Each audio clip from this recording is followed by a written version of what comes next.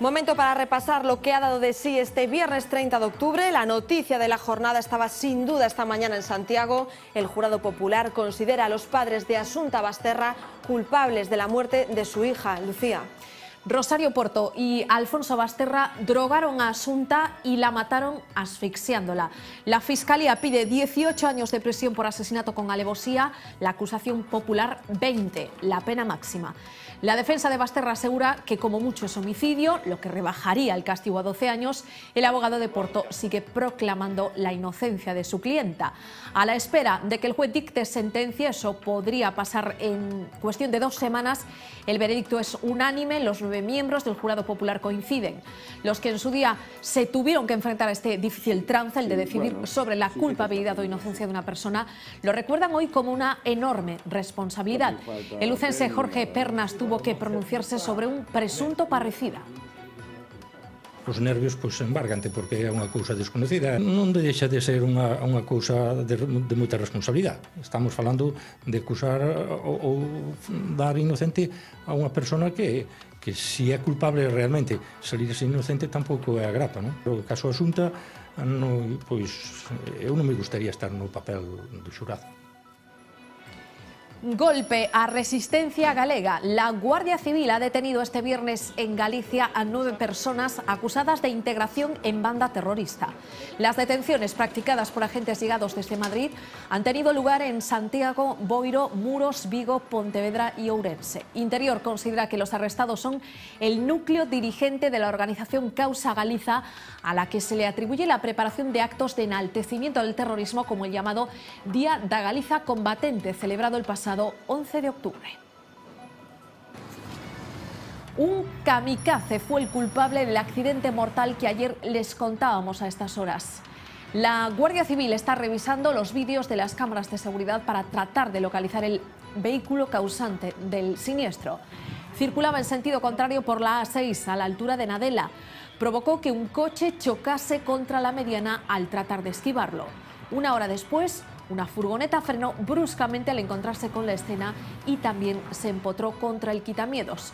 Fue entonces cuando un tercer vehículo atropelló mortalmente al conductor de la furgoneta, un vecino de Lugo de 39 años y de nacionalidad rumana. Su mujer y su hijo han resultado heridos. El kamikaze se dio a la fuga.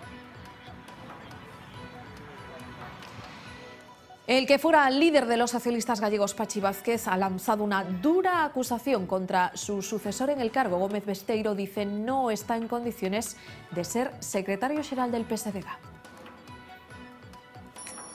Que non está en condicións Besteiro, en este momento, de ser o candidato ao goberno galego e dificilmente de ser o candidato ou ser o secretario xeral. E a cruda realidade é que o noso secretario xeral está imputado. Eu estou imputado e me sinto tan inocente ou máis que o secretario xeral, pero eu fume pa casa. Declaraciones que hacía anoche en Vía V. Según Vázquez, Besteiro debe anteponer los intereses del partido y de Galicia a sus aspiraciones personales. Este viernes el líder del PSDG le ha contestado. Asegura Besteiro que respeta la opinión de Pachi Vázquez, pero insiste en que ya no es más que un militante raso de los socialistas. Más problemas para los socialistas y otra vez desde la Diputación de Lugo. La portavoz del PP, Elena Candia, ha presentado un recurso contra la moción de censura aprobada el pasado 8 de octubre. La también alcaldesa de Mondoñedo asegura que Manuel Martínez vulneró el secreto de la votación. Se refieren los populares a que el alcalde de Becerrea enseñó la papeleta que iba a depositar en la urna, así que entienden que se trata de un voto nulo. Los socialistas creen que el recurso revela lo desesperada que está Elena Candia tras haber perdido el bastón de mando y califican el movimiento judicial de pataleta. Moción de censura, la que también se prepara en Oia. Fue uno de los ayuntamientos del cambio el pasado mes de mayo, pero ha durado pocos meses. Los concejales del Partido Popular y los independientes de Converxencia Galega han registrado hoy una moción de censura para arrebatarle el bastón de mando a Rosa Otero. La socialista gobierna en minoría con el bloque y hasta ahora también contaba con el apoyo de los independientes, que alegan que han perdido la confianza en ella. Todo indica que Oia volverá a tener una regidora popular, la número 2 del partido, después de que el exalcalde Alejandro Rodríguez presentase ayer mismo su renuncia al acta. La Audiencia Nacional aparta a 2 jueces del caso Gürtel. Enrique López y Concepción Espejel no podrán juzgar esta presunta trama de corrupción vinculada al Partido Popular. Han sido descartados por sus vinculaciones con el PP, que podrían poner en peligro la imparcialidad del tribunal. Ambos fueron elegidos vocales del Consejo General del Poder Judicial a propuesta del PP. Además, Enrique López ha participado en medio centenar de actos de FAES, la fundación del Partido Popular. Después de todo el revuelo generado en torno a la alerta de la OMS sobre el consumo de carne procesada y roja, la Agencia Alimentaria ha querido matizar su mensaje. Insiste en que nunca ha pedido que dejemos de comer este tipo de carne, pero sí que comamos menos. La OMS recuerda que desde el año 2002 recomienda reducir el consumo de carnes en conserva. El último estudio de la Agencia Internacional de Investigación sobre el Cáncer revelaba esta semana que existe una relación entre la ingesta de este tipo de productos cárnicos y los riesgos de sufrir cáncer de colon.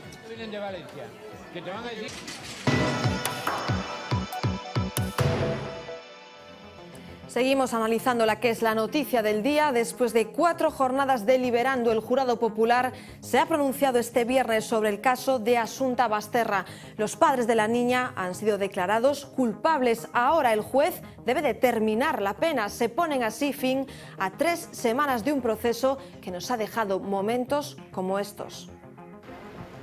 Más de 135 personas desfilaron por esta sala de los juzgados de Fontiñas, en el que fue uno de los juicios más mediáticos dentro y fuera de Galicia. La vista oral arrancaba así. Esto fue cosa de los dos. Con la acusación del fiscal y con las primeras palabras que escuchábamos de Rosario Porto y Alfonso Basterra desde su ingreso en la cárcel de Teixeiro hace 2 años. No mate a mi hija, no mate a mi hija, no mate a mi hija. Por supuesto que no. Misma respuesta, pero 2 actitudes muy diferentes. Basterra fue incluso advertido por su tono desafiante. Su prioridad era encontrar a la niña. ¿Usted cuál cree que podría ser? ¿Ir mejor a una partida de póker con los policías? Me parece tan absurda la pregunta. ¿Se puede practicar un mínimo de empatía? La defensa de los 2 acusados insistió desde el primer minuto en la falta de pruebas concluyentes que los inculpen. Nosotros no tenemos que probar nada. Buscar al verdadero autor de los hechos. Los testimonios de testigos y peritos señalaron en una dirección: los padres. Ocurrió así con la declaración de las profesoras de violín de Asunta. Unos polvos, me dieron unos polvos blancos. ¿Pero quién te los dio? Mamá. Con la del guardia civil que acompañó a Rosario en el registro de la casa de Teo. Hay una cuerda anaranjada, entonces ella en ese momento quiere agacharse para coger la papelera. Con la de los médicos. ¿Al menos cuántas pastillas había tomado? Al menos 27. O con la de los forenses. Que estaba gravemente intoxicada. 10 sesiones después, un cambio. El del fiscal ha pasado a señalar solo a la madre como autora material, al padre como cómplice igual de responsable. El que ha facilitado el instrumento, el arma, es tan asesino como el que aprieta el gatillo. Ambos renunciaron a hablar en el alegato final. No quiere. ¿Tiene derecho a la última palabra? Nada que decir. La palabra pasó al jurado popular, que tras 4 jornadas deliberando ya tiene veredicto. Ambos son culpables. Si algo ha llamado la atención en este caso de Asunta Basterra, en los 21 días que ha durado el juicio, ha sido la línea de defensa que ha llevado el abogado de Rosario Porto, de José Luis Gutiérrez Aranguren. El letrado que defendía y sigue defendiendo a la madre de Asunta ha mantenido siempre que el asesino de la niña no estaba en ese momento sentado a la sala, y ha intentado llevar el caso hacia otros en los que el jurado popular se equivocó. Para defender a Rosario Porto, nada mejor que sembrar la duda sobre la investigación. Todos somos humanos y todos podemos equivocarnos. Es mejor que haya una persona culpable en la calle que un inocente en la cárcel. O poniendo encima de la mesa otros casos donde se culpó a un inocente. Caso Vaninkov. Donde se tardó años a encontrar el culpable. Eva Blanco, creo que todos ustedes conocen el caso. Hay alguien ahí fuera, suelto. O donde también se drogó a la víctima. Caso del pederasta de Ciudad Lineal. Oiga, hay gente ahí fuera que ataca a víctimas iguales niñas de origen asiático y que previamente les da lorazepam. Un alegato lleno de referencias personales para justificar las vueltas extrañas que Rosario dio en coche. Me crié y viví en Santiago 27 años y conozco bien la ciudad. Percepciones subjetivas sobre la relación de Rosario con su hija. Una situación de felicidad y de complicidad madrija absolutas. Y esto no se rompe de un día para otro. Y sobre los perros del vecino al encontrarse su cliente cuando supuestamente trasladaba el cadáver de Asunta. Y todos conocemos que los perros en estas situaciones detectan lo que el hombre no detecta. Aranguren no entiende que no ladraran.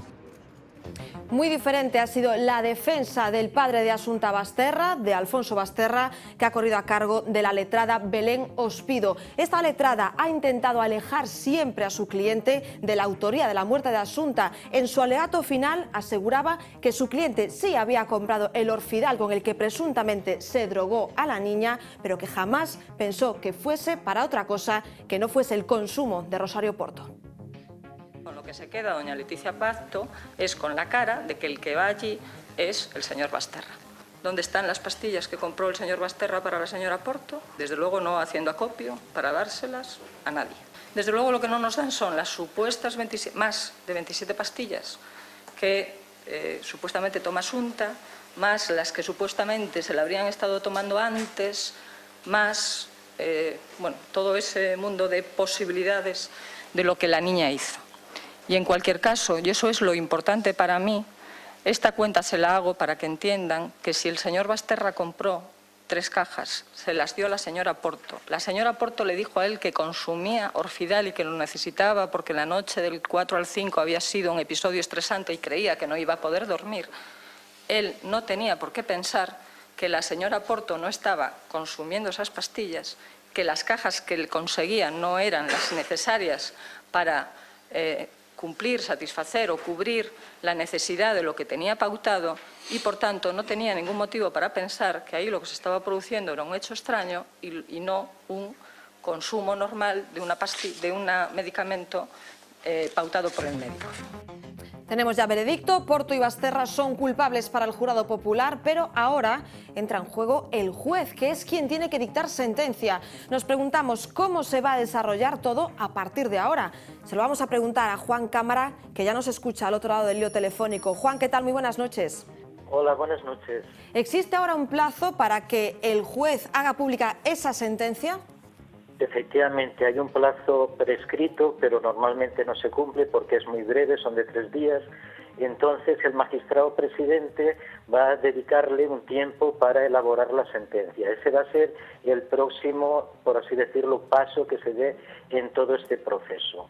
Con carácter previo, quiero decir que aunque estamos todos esperando, la sociedad en general está esperando este veredicto, esto no supone sino un primer escalón o una primera fase de toda una serie de momentos, como va a ser finalmente la resolución del recurso de apelación y finalmente, que no me cabe duda, que habrá un recurso de casación.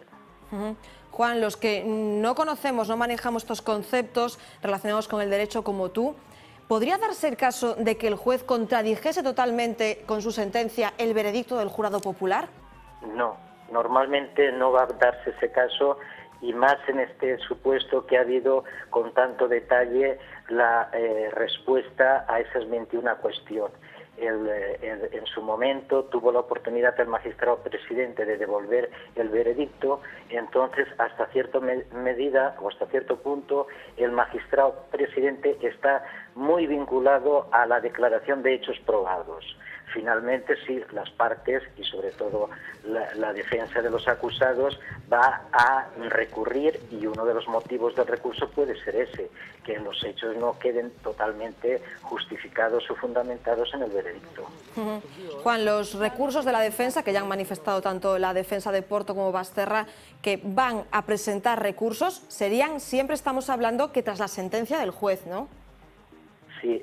Una vez se tenga la sentencia o que el magistrado presidente notifique las sentencias a las partes, dispondrán de un plazo de 10 días. lógicamente ya vendrán preparando ese recurso de apelación.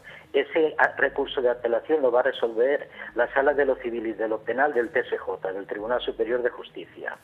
Previamente, a la resolución o a la sentencia del Tribunal Superior de Justicia va a haber una vista en la cual van a intervenir tanto la defensa como la acusación y van a decir lo que tengan oportuno antes de resolver el recurso de apelación. Por lo tanto, después de ese primer momento de la sentencia del magistrado presidente, el segundo paso será la sentencia resolutoria del recurso de apelación que dictará el TSJ. Juan, se habla en las últimas horas de si este caso de Asunta Basterra se va a considerar homicidio o asesinato. Será el juez quien lo determine, ¿no? Efectivamente, el juez ahora en la sentencia, a partir de los hechos probados, es quien va a calificar, teniendo en cuenta esas intervenciones que han tenido lugar hoy. La acusación, la defensa han calificado, han solicitado una cantidad de pena al fiscal, la acusación popular y la defensa. Cada uno ha dicho, pues bien, teniendo en cuenta esas alegaciones, es el magistrado presidente quien va a calificar si los hechos son constitutivos de un delito de asesinato, de un delito de homicidio. Va a ser a la vista de esos hechos y de esas calificaciones quien definitivamente va a tener la última palabra, cosa que los miembros del jurado simplemente se han pronunciado sobre la culpabilidad o sobre los hechos probados. Juan, nos llama la atención que tanto la defensa como de Porto como de Basterra hayan pedido la libertad para sus defendidos hasta que se dicte sentencia. ¿Eso sería posible que saliesen en libertad estos días? Eso es una cuestión técnica. Quiere decir, en el momento en que cualquier abogado defensor pide la absolución, no habría motivo para que una persona estuviera en prisión, porque siempre la prisión provisional, no tenemos que olvidar que siempre estamos de momento en fase de prisión provisional. Hasta que no haya una sentencia firme, estamos en situación de medida cautelar de prisión provisional. Lógicamente, si entiende que la pena, es decir, la calificación sería de absolución, no tiene sentido que una persona esté cumpliendo o esté en prisión porque no hay riesgo de fuga ante una posibilidad de inocencia, de absolución, perdón. En cambio, como hay petición de condena y ya hay una condena, entonces ese supuesto no se va a dar. Es decir, lo normal es que se mantenga la prisión provisional, precisamente porque la ley establece unos topes. En este caso hay un veredicto de culpabilidad. Si finalmente la sentencia mantiene ese veredicto, esa culpabilidad, y establece una pena, tendríamos el tope de la mitad de esa pena. Juan Cámara, gracias por resolver nuestras dudas sobre todos estos conceptos legales y de tribunales. Un saludo. De acuerdo. Buenas noches. El cuerpo de Asunta Basterra aparecía el 21 de septiembre de 2013 en una pista forestal de Teo. Al impactante hallazgo del cadáver de una niña se sumaban pocas horas después una serie de acontecimientos que convertían este caso en uno de los más truculentos de los últimos años. Así sucedía todo. Cada 22 de septiembre esta pista forestal de Teo se llena de peluches y flores.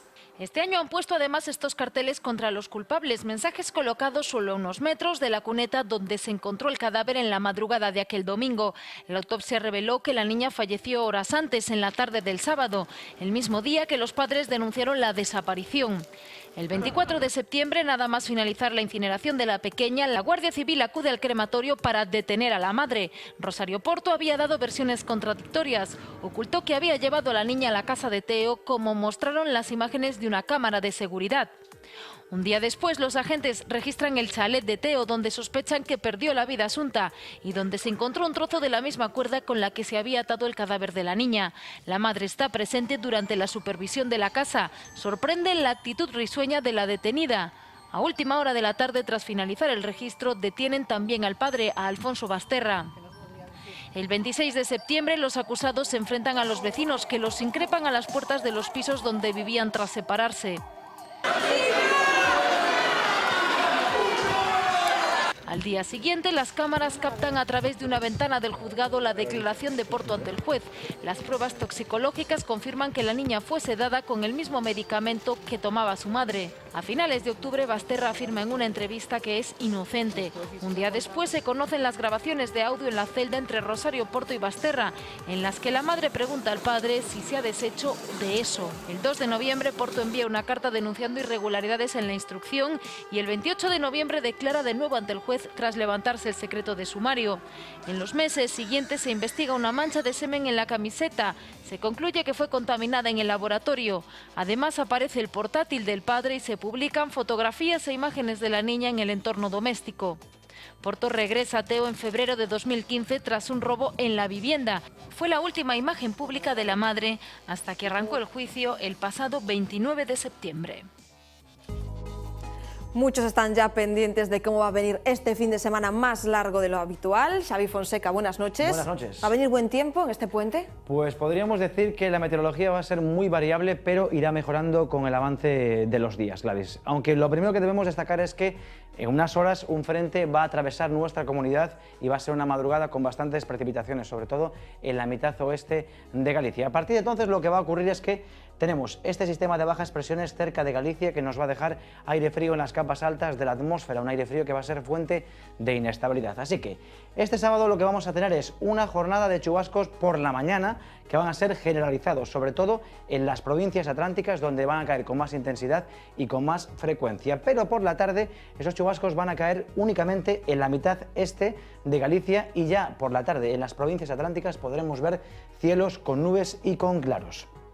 Con ese aire frío descienden las temperaturas, tanto las mínimas y las máximas, de forma moderada. Vamos a verlo, por ejemplo, en zonas del norte de la comunidad nos quedamos con máximas que van a oscilar entre los 16 y los 18 grados, por ejemplo, de A Coruña, y mínimas que se quedan entre los 12 y los 13 grados. En otros puntos de la comunidad podemos apreciar perfectamente ese descenso de las temperaturas, sobre todo máximas que, por ejemplo, en Fisterra mañana no van a descender, no van a superar los 10 grados. Por ejemplo, también en Pedrafita llama la atención esa máxima de 10 grados. En puntos del sur de la comunidad encontramos máximas que descienden de forma significativa. Por ejemplo, en Vilagarcía y en Ribeira no se van a superar los 17 grados este sábado. Y en el interior de la comunidad apreciamos más de lo mismo. En Ourense la máxima mañana va a ser tan solo de 17 grados y, por ejemplo, la mínima en Berín va a ser de 12 grados.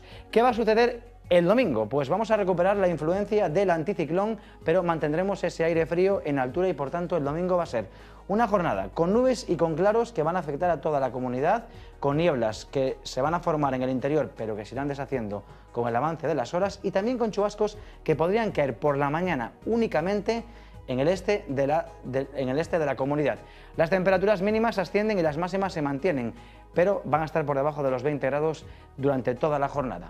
Y el lunes vamos a tener una situación muy indefinida en superficie, pero seguiremos con ese aire frío en altura y por tanto será una situación muy parecida a la del domingo, con cielos y con claros en toda la comunidad, con nubes y nieblas que se van a formar en el interior, pero que se irán deshaciendo con el avance de las horas y, eso sí, con un importante ascenso de las temperaturas, así que, como decimos, va a ser una mejora progresiva de las condiciones meteorológicas desde el sábado hasta el lunes. Este domingo se celebra en algunas partes del mundo el Halloween, aquí en España también el Día de los Difuntos y en Galicia también podemos celebrar el Samaín. Nosotros hoy en Historias del Tiempo queremos explicar el origen de estas celebraciones.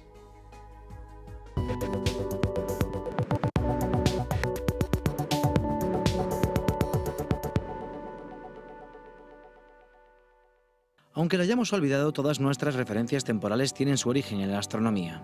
Un año no es más que el tiempo que tarda la Tierra en dar una vuelta alrededor del Sol. Un mes no es más que el tiempo que tarda una luna llena en volver a ser llena, o una lunación, un periodo entre lunas. Una semana no es más que el tiempo que tarda una luna en pasar de llena o nueva a cuarto, o sea, son los cuartos, las 4 fases de la luna. Y un día no es nada más que el tiempo que tarda la Tierra en dar una vuelta sobre sí misma. Además, las estaciones del año se han establecido teniendo en cuenta los equinoccios y los solsticios. Los solsticios son los momentos en los que el día o la noche es máxima. El solsticio de invierno se produce cuando hay la noche más larga y el día más corto. El solsticio de verano se produce cuando hay el día más largo y la noche más corta.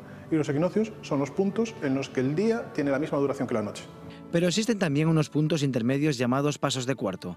El que está situado entre el equinoccio de otoño y el solsticio de invierno, el 31 de octubre, era especialmente importante en la antigüedad.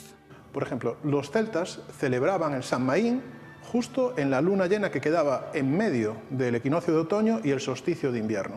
¿Por qué celebraban el Samaín ahí? Porque los celtas pensaban que ese momento era el momento en que la noche cada vez era más grande y superaba el día, las horas de duración de la noche superaban las horas de duración del día, y en ese momento consideraban que entraban en una época oscura del año, según definían ellos.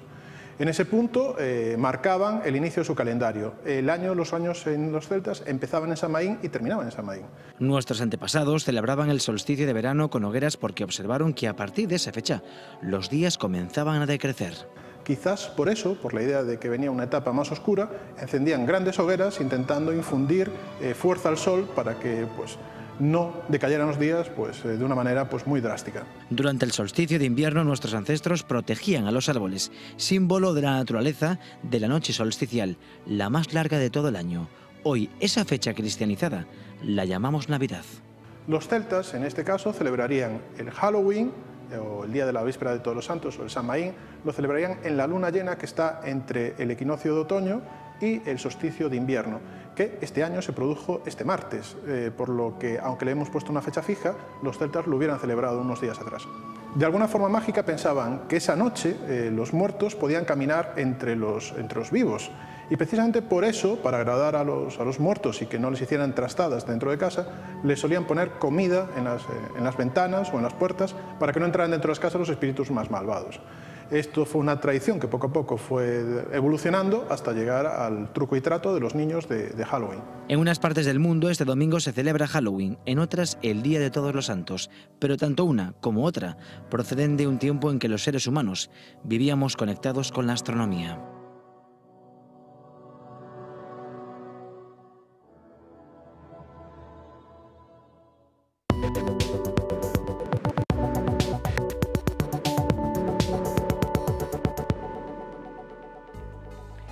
Como ves, Gladys, muchas de las fiestas que celebramos tienen que ver con la astronomía.